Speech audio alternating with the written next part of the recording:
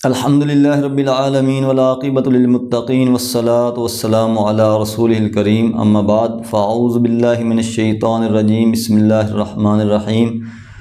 واعتصموا بحبل اللہ جمیعا ولا تفرقوا۔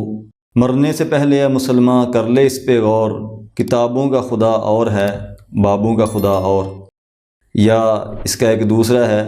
مرنے سے پہلے اے مسلمان کر لے اس پہ غور، کتابوں کا دین اور ہے بابوں کا دین اور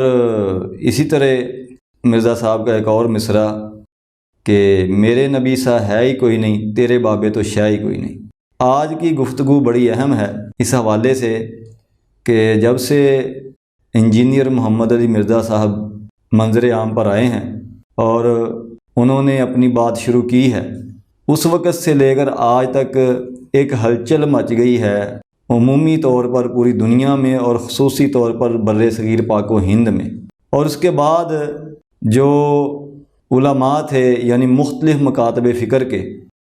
ان کی طرف سے جو رد عمل آیا وہ ہم نے ٹائٹل پر لکھ دیا ہے۔ کسی نے مردود کہا، کسی نے واجب القتل کا فتویٰ دیا، کسی نے ملعون کہا، حتیٰ کہ کسی نے قادیانی کہا، کسی نے مرزائی کہا،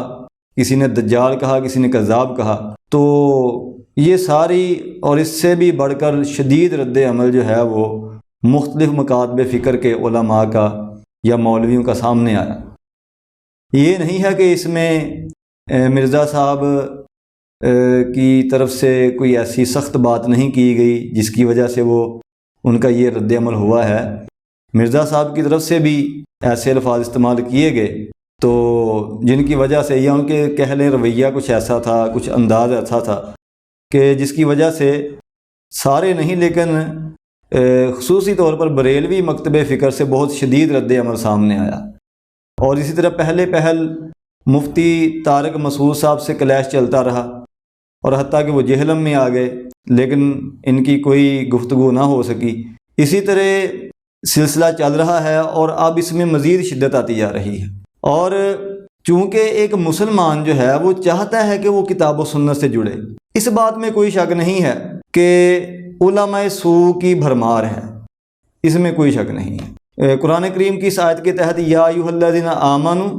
ان کثیرا من الاحبار والرہبان لیأکلون اموال الناس بالباطل ویصدون عن سبیل اللہ، کہ اے ایمان والو یقیناً بہت سارے یہ احبار و رہبان یہود و نصارہ میں جو ان کے مذہبی پیشوا ہوتے تھے ان کو کہا جاتا تھا، اور یہی نہیں ہے کہ صرف ان کے لیے آیت تھی، یہ آئی ہی اسی لیے ہے یا ایھا الذین آمنوا، یہ قیامت تک کے لیے جس پر فٹ ہوگی اس پر فٹ ہوگی۔ تو ان کثیر من الاحبار والرہبان لا یاکلون اموال الناس بالباطل، باطل طریقے سے بہت سارے مذہبی پیشوا جو ہیں وہ لوگوں کا مال کھا جاتے ہیں، ویصدون عن سبیل اللہ، اور اللہ کے رستے سے روکتے ہیں۔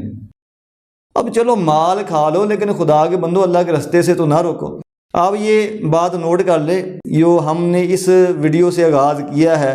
اس میدان میں ہم نے بھی چھلانگ لگا دی ہے، اور جیسے کہ پہلے میں نے ایک وعدہ کیا تھا جب ہم نے یہ ویڈیو بنائی تھی کہ بہت سارے مولویوں نے گالیاں دی ہیں مرزا صاحب کو، تو اس سے پہلے ہم نے گالیوں پر بھی ویڈیو بنائی۔ یہ سلسلہ میں نے جاری کرنا ہے، اور جہاں پر علی بھائی درست ہوں گے ہم درست کہیں گے، جہاں پر غلط ہوں گے ہم ان کو غلط کریں گے اور ہم ان کو غلط کہیں گے۔ تو گزارش یہ ہے کہ مال کھا لیتے مولوی اور لیکن وہ یصدون عن سبیل اللہ، یہ نہ ہوتا۔ اگر قرآن کہہ رہا ہے کہ وہ یصدون عن سبیل اللہ، کے لوگ اللہ کے رستے سے بھی روکتے ہیں، تو جب لوگوں کے سامنے کوئی بھی آدمی اٹھ کر بیان کرے گا نا کہ لوگوں یہ کتاب و سنت کا رستہ ہے، یہ خدا کی بھیجی ہوئی کتاب جس کو فرمایا گیا ہے کہ تنزیل من حکیم حمید لا یاتیہ الباطل من بین یدیہ ولا من خلفہ، یہ اللہ تعالیٰ کا قرآن ہے کہ باطل نہ اس کے آگے سے حملہ آور ہو سکتا ہے نہ پیچھے سے حملہ آور ہو سکتا ہے، یہ تنزیل من حکیم حمید ہے۔ تو جو آدمی بھی اس تنزیل من حکیم حمید کی طرف بلائے گا نا لوگ اس کی طرف جائیں گے۔ اور مسئلہ یہ ہے کہ یہ جو پلیٹ فارم ملا ہے سوشل میڈیا کا، اس سے پہلے یہ موجود نہیں تھا۔ جو بھی آدمی ایسی بات کرتا تھا اس کی آواز کو دبا دیا جاتا تھا مولویوں کے شور میں۔ اور مزید یہ کہ ترمذی شریف کی حدیث بھی اس آیت کے یعنی کہ موافقت میں ہے، اس کی تفسیر سمجھ لیں یا ایھا الذین آمنوا ان کثیر من الاحبار، نبی علیہ الصلوۃ والسلام نے فرمایا کہ مجھے سب سے زیادہ خوف جو ہے وہ گمراہ پیشواؤں پہ ہے، جن کو علم نہیں ہوگا اور مسئلہ پوچھنے کی صورت میں وہ ذلوا و اذلوا کا مصداق ہوں گے، یعنی خود پہلے گمراہ ہوں گے علم نہ ہونے کی وجہ سے، اور جب ان سے مسئلہ پوچھا جائے گا تو ان کی جو ہے ناک کٹ جاتی ہے اگر وہ یہ کہہ دیں کہ مجھے نہیں پتہ، وہ نہ یعنی بغیر علم کے وہ لوگوں کو جو ہے مسئلہ بتا دیں گے، اور خود تو پہلے گمراہ تھے اور گمراہی پر مبنی مواد پیش کر کے جواب دے کر وہ لوگوں کو بھی گمراہ کرتے ہیں۔ یہ تو بات بالکل واضح ہے کہ پیٹو علماء کی بھرمار ہے، اور ہم کسی یعنی کہ ایک مکتب فکر پر جو ہے وہ ہم اس کو فٹ نہیں کرتے کہ اس مکتب فکر میں زیادہ سے میں کم ہے، ہاں کمی اور زیادتی ہو سکتی ہے لیکن ہیں سب میں، تو ہمیں سب کو جو ہے وہ بحیثیت مسلمان اس بات کو جائزہ لینا ہوگا کہ کون کیا کہہ رہا ہے، اس میں کتنی حقیقت ہے۔ اب یہ دیکھیں یہ جو الفاظ استعمال کیے گئے مردود کا مطلب کیا ہے؟ اعوذ باللہ من الشیطان الرجیم، یہ جو رجیم ہے نا اس کا مطلب ہے مردود۔ یہ ابلیس کو اللہ تعالیٰ نے یعنی ہمیں جو اعوذ باللہ سکھائی گئی ہے، فَإِذَا قَرَأْتَ الْقُرْآنَ فَاسْتَعِذْ بِاللَّهِ مِنَ الشَّيْطَانِ الرَّجِيمِ، یہ قرآن میں بھی سورہ نحل میں آیت ہے، فَإِذَا قَرَأْتَ الْقُرْآنَ فَاسْتَعِذْ بِاللَّهِ مِنَ الشَّيْطَانِ الرَّجِيمِ، تو یہ دھتکارا ہوا، یہ راندہ درگاہ، یہ مردود، یہ ابلیس کو کہا گیا۔ یعنی اگر ہم کسی کو مردود کہہ رہے ہیں اس صورت میں کہہ سکتے ہیں کیا وہ اس کا حقدار ہے؟ جیسا کہ حدیث ہیں، اگر آپ کسی کو کافر کہتے ہیں، اگر وہ اس کا اہل نہیں ہے، وہ کافر نہیں ہے، تو وہ کافر کا جو آپ نے حملہ کیا ہے، وہ جو اٹیک کیا ہے، وہ کافر کا لفظ آپ پر لوٹ آئے گا۔ اسی طرح اگر آپ کسی پر لعنت بھیجتے ہیں، وہ اگر لعنتی نہیں ہے، لعنت کا مستحق نہیں ہے، وہ لعنت آپ پر لوٹ آئے گی۔ اگر آپ کسی کو گالی دیتے ہیں، اگر وہ گالی کا مستحق نہیں ہے تو وہ گالی آپ پر لوٹ آئے گی۔ ملعون کہا گیا تو کیا وہ لعنت کا حقدار ہے؟ واجب القتل، ایک پیر صاحب انہوں نے کہا جی قتل کر دو، ہم اتنا انعام رکھتے ہیں، اور قادیانی کہہ دیا گیا۔ اسی طرح یعنی کہ دجال کہہ دیا گیا، کذاب کہہ دیا گیا۔ بھئی آپ الفاظ کا چناؤ کر لیں، آپ یہ کہہ لیں کہ مرزا صاحب یہاں پر آپ کذب بیانی کر رہے ہیں، دروغ گوئی کر رہے ہیں، یہاں پر آپ جو ہے وہ حق اور انصاف پر مبنی بات نہیں کر رہے، کیونکہ جو تعلیمات یعنی کہ میں نے تو جو پڑھا ہے حدیث میں، جو قرآن شریف میں، جو ہم نے منہج سلف پڑھا ہے، مرزا صاحب بھی منہج سلف کی اور فہم سلف کی بات کرتے ہیں، ہم اسی کے تحت انشاءاللہ کریں گے۔ وَجَزَاءُ سَیِّئَةٍ سَیِّئَةٌ بِمِثْلِهَا، اگرچہ برائی کا جواب اتنی ہی برائی سے دینا یہ اجازت ہے، جیسا کہ اگر کوئی آدمی ایک گالی دیتا ہے اس کے جواب میں ایک گالی اسی کے جیسی دی جا سکتی ہے، لیکن انسان اخلاق کو اگر اپناتا ہے تو وہ بہت زیادہ اچھی بات ہے۔ اب اسی بات کو لے لیں، اخلاق کے دائرہ میں رہ کر جن علماء نے مرزا صاحب پر تنقید کی ہے یا تردید کی ہے، میں نے نہیں دیکھا کہ مرزا صاحب نے پھر اس تردید پر، اس رد پر اس طرح کے جملے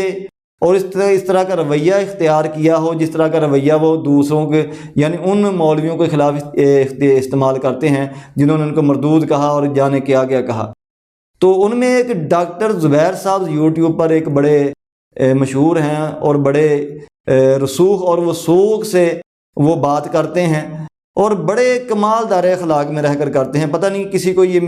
میرا یہ جو آبزرویشن ہے ان کے بارے میں یہ کسی کو پسند آتی ہے کہ نہیں آتی، لیکن میں نے جو اخذ کیا ہے وہ ڈاکٹر صاحب جو ہیں انہوں نے کافی یعنی کہ تقریباً جو تمام اختلافی مسائل ہیں انجینئر صاحب کے ساتھ ان کو ڈسکس کیا ہے،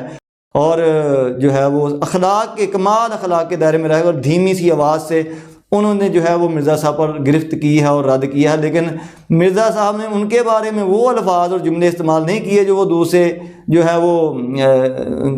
جو مولوین پر ایسے کفر کے فتوے لگاتے ہیں اور باقی ساری واہیات جو ہے وہ کرتے ہیں۔ تو میں یہ سمجھتا ہوں کہ پہلی جو پرانی ویڈیوز ہیں انجینئر صاحب کی، اگر ان کو سامنے رکھا جائے تو جو پہلی ویڈیوز ہیں انجینئر صاحب کی، ان میں اگرچہ ان کا لب و لہجہ ایسا ہے کہ ان کے لب و لہجے میں یا بیان میں ایک جسارت ہمیں نظر آتی ہے، ایک جرأت ہمیں نظر آتی ہے، تو وہ جو جرأت اور جسارت تھی اس کو جو ہے وہ ان فتووں نے ایک تحریک دے دی۔ یعنی یہ جو فتوے لگائے گئے مردود، یعنی ڈائریکٹ بلا سوچے سمجھے، یار چلیں مردود ثابت کریں تو صحیح نا، اور اخلاق کے دائرے میں رہ کر کریں، اور اچھا یہ مردود کہہ دیا گیا، واجب القتل کے فتوے آ گئے اور ملعون کہہ دیا گیا، اور پھر جناب کذاب اور دجال اور ہاں یعنی ہر قسم کا وہ برا فتویٰ جو ہمارا ایک مزاج بن چکا ہے، جو ہماری نس نس میں رچا ہوا ہے، وہ ایک ایسا مزاج ہے ہماری قوم میں۔ تو اس کے بعد جو رد عمل پھر مرزا صاحب کی طرف سے سامنے آیا وہ اسی طرح ہے جیسے اب ہو گیا ہوا ہے، اور اس میں ادھر سے تو شدت بڑھتی جا رہی ہے اور ادھر سے جو ہے وہ اور زور بڑھتا جا رہا ہے۔ لیکن میں دیکھ رہا ہوں یعنی کہ بہت سارے ایسے سوالات جو اٹھائے ہیں انجینئر صاحب نے، مرزا صاحب نے، علی بھائی نے، وہ ایسے ہیں کہ اگر کتاب و سنت کی کسوٹی میں رکھا جائے، یعنی کہ توحید و سنت کے مسائل ہیں، عقائد و نظریات کے مسائل ہیں، اور اس بات میں کوئی شک نہیں ہے کہ قوم مذہبی طور پر یرغمال بنی ہوئی ہے علماء سو کے ہاتھوں، اور اس بات میں کوئی شک نہیں ہے کہ 1000 سال سے زیادہ عرصہ ہو گیا ہے کم از کم بر صغیر پاک و ہند اور دیگر کچھ ممالک میں اگر کسی کا دورہ ہے تو وہ انہی بزرگوں کا ہے جو بڑے مشہور ہیں، اور اگر ان کی کتابوں کو دیکھا جائے تو واقعی وہ کچھ اس میں لکھا ہوا ہے جو وہ بیان کرتے ہیں۔ اور ظلم کی بات یہ ہے کہ اس میں کوئی شک نہیں ہے کہ یہ کتابیں اب بھی ان کے ایڈیشن نئے سے نئے آ رہے ہیں اور ان کا دفاع بھی جاری ہے، اور جو ہے یہ سب کچھ کیا کرایا جا رہا ہے۔ اب میں نے کیا کرنا ہے؟ لوگ میرے بارے میں بھی مضطرب ہوں گے یا متذبذب ہوں گے، یا وہ سوچ رہے ہوں گے یار ایک ڈش ہے، تو میں بھی وہی شے ہوں۔ میں کہتا ہوں کتاب و سنت اور منہج سلف اور فہم سلف اس کو فالو کرنا ضروری ہے۔ جتنے بھی ہمارے پہلے زمانوں کے جو امام گزرے ہیں نا، محدثین کرام، یعنی کہ سب سے بڑے بزرگ، یہ علی بھائی کی ہی بات نہیں ہے کہ سب سے بڑے بزرگ جو ہیں وہ ہمارے حضرت ابوبکر صدیق، حضرت عمر فاروق، حضرت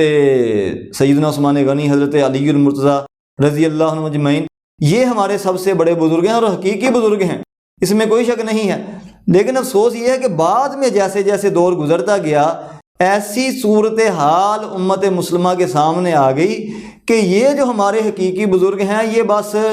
ایک بطور تکریم کے ہی رہ گئے، اور اسی طور سے ان کو یاد کیا جاتا ہے کہ جناب یہ تو کیا بات ہے، امت کے سب سے بڑے بزرگ اور امت کے سب سے بڑے جو آدمی ہیں وہ حضرت ابوبکر رضی اللہ تعالیٰ عنہ ہیں۔ جہاں تک تعلیمات کی بات آئے گی پھر نہ حضرت ابوبکر کا نام آئے گا، نہ حضرت عمر کا نام آئے گا، نہ حضرت عثمان کا نام آئے گا، نہ حضرت علی کا نام آئے گا، نہ دیگر جو فقیہ صحابہ تھے ان کا نام آئے گا۔ اگر جب تعلیمات کی بات آتی ہے تو پھر شیخ عبد القادر جیلانی کا نام آ جائے گا، پھر اس طرح کے دیگر بزرگوں کا نام آ جائے گا۔ تو جو رستہ تھا کتاب و سنت کا وہ چاہتے ہوئے یا نہ چاہتے ہوئے امت مسلمہ کھو بیٹھی، اس میں کوئی شک نہیں ہے۔ صرف چند لوگ رہ گئے ہوں گے جو کتاب و سنت سے جڑے ہوئے ہوں گے، اور یہ نبی علیہ الصلوۃ والسلام کی آمد سے پہلے بھی کچھ لوگ مکہ مکرمہ میں ایسے موجود تھے جن کو صابی کہا جاتا تھا۔ وہ کہتے تھے کہ دیکھو تم ان بکریوں کو بتوں کے نام پر ذبح کرتے ہو، غیر اللہ کے نام پر ذبح کرتے ہو، ہمیں یہ بتاؤ کہ اس بکری کو پیدا کس نے کیا تھا؟ مشرکین مکہ کہتے تھے اللہ نے پیدا کیا۔ اچھا اس بکری کے لیے وہ گھاس کون اگاتا ہے؟ مشرکین مکہ کہتے تھے یہ اللہ اگاتا ہے۔ وہ کہتے تھے ظالموں، پھر جب بکری کو اللہ نے پیدا کیا، اس کی گھاس کو، اس کے چارے کو اللہ نے پیدا کیا، تو تم جو ہے وہ اس کو اپنے بتوں کے نام پر کیوں ذبح کرتے ہو؟ پھر وہ لاجواب ہو جاتے تھے۔ یہی بات اللہ نے قرآن کریم میں بار بار دہرائی ہے، وَلَئِن سَأَلْتَهُم مَّنْ خَلَقَ السَّمَاوَاتِ وَالْأَرْضَ وَلَئِن سَأَلْتَهُم مَّن نَّزَّلَ مِنَ السَّمَاءِ وَلَئِن سَأَلْتَهُم کے سے شروع ہونے والی بہت ساری آیات ہیں، وہ مشرکین مکہ سے اللہ تعالیٰ خود ہی یہ کہتا ہے کہ پوچھو ان سے سوال کرو ان سے۔ یہی معاملہ ہماری امت میں آ گیا۔ تو آج کی بات کو میں یہاں پر ختم کرتا ہوں، یہیں سے انشاءاللہ دوسری ویڈیو میں آگے جاری کریں گے کہ